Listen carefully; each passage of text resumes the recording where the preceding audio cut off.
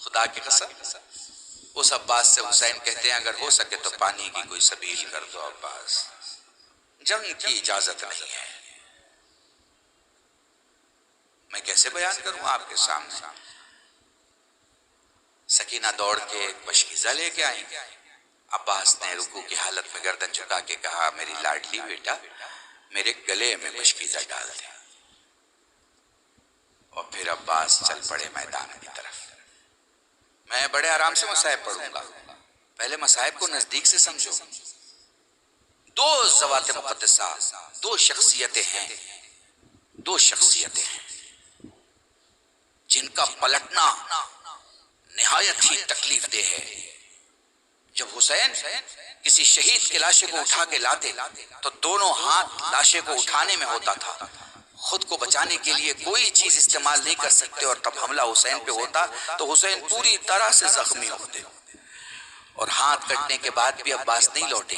جب مشکیزہ چھت گیا نا تب عباس پلٹے ہیں، اور پلٹ کے جہاں تک گھوڑا گیا ہے وہاں تک عباس پہ ایسے حملہ ہوا کہ کربلا کے کسی شہید پر ایسا حملہ نہیں ہوا۔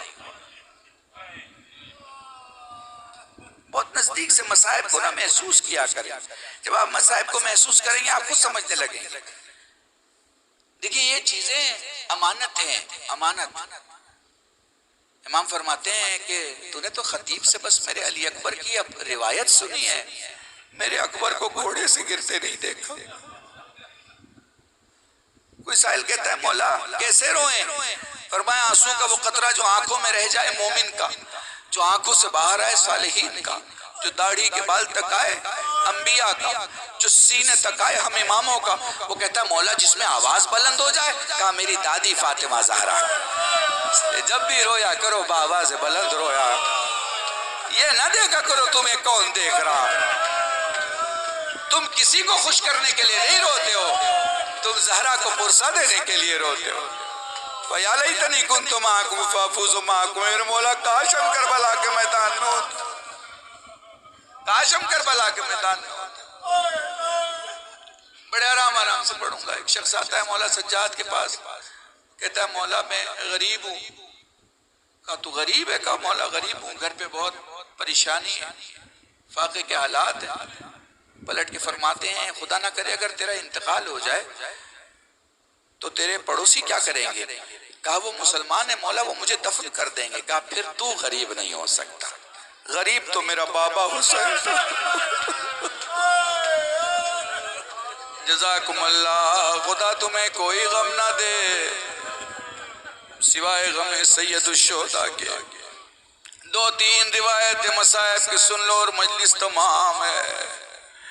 بولو کربلا کے میدان میں عباس نے فرمایا مولا جانے کی اجازت دے، تو میرے لشکر کا علم بردار ہے، مولا وہیں بھیج دے جہاں لشکر جا چکا ہے۔ عباس اگر ہو سکے تو پانی کی سبیل کر دے۔ مشکیزہ لیا میدان کی طرف آئے، گھوڑے کو فرات میں اتارا، مشکیزے کو تر کیا، نم کیا، پانی بھرا، واپس پلٹے۔ بس اس روایت کو سننا مت، اس روایت کو محسوس کرنا تاکہ کربلا کی جنگ کے ایک منظر کے قریب لا سکو۔ عباس جس وقت خیمے کی طرف بڑھ رہے تھے، بازو کٹ چکا تھا مگر بڑھ رہے تھے، دوسرا بازو کٹ گیا مگر بڑھ رہے تھے۔ تب تک بڑھتے رہے جب تک مشکیزہ نہیں چھدا، لیکن جب تیر مشک سکینہ پہ لگ گیا، تاریخ کا جملہ ہے وہی وقت تھا جب 4 سال کی سیدانی نے اپنے بابا کے قریب آ کے کہا بابا ایک سوال کرنا چاہتی ہوں۔ بابا بن کے جواب نہ دینا، امام بن کے جواب دینا۔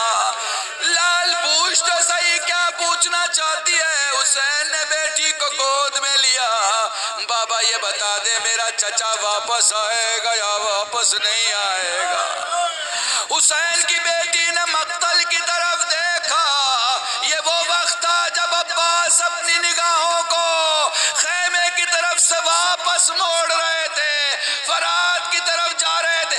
جلال کی آنکھیں امید میں بدل گئی، یاس و حسرت حضرت کی کیفیت، عباس نے واپس اپنے آپ کو موڑا، جزاکم اللہ جزاکم اللہ، خدا تمہیں کوئی غم نہ دے، بولو حسین ہے، بیٹی کو اتارا، فرمانے لگے لال علم آئے گا مگر علمدار نہیں آئے گا۔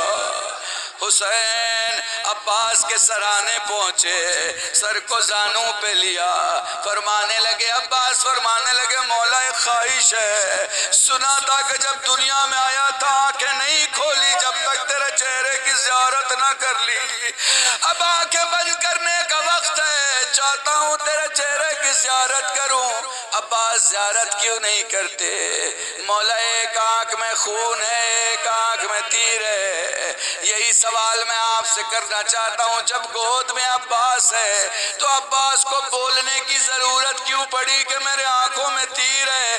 اس لیے کہ عباس کے گھوڑے سے گرنے کے بعد حسین کو دکھنا بند ہو گیا، حسین کی آنکھوں کا نور جاتا رہا، حسین نے آنکھوں سے تیر نکالا، آنکھوں کو صاف کیا، عباس نے اپنے مولا کے چہرے کی زیارت کی، آنکھیں دھیرے دھیرے بند ہونا شروع ہوئی، فرمانے لگے عباس جلدی نہ کر، میری بھی ایک خواہش ہے، تو نے کبھی مجھے بھائی کہہ کے نہیں پکارا، عباس مجھے آخری بار بھیا کہہ کے پکار، زمین کربلا، ہاں ایک بھائی نے اپنے آقا کو بھائی کہا، بھیا خیمے میں میرا لاشا نہ لے جانا، میں سکینہ کو کیا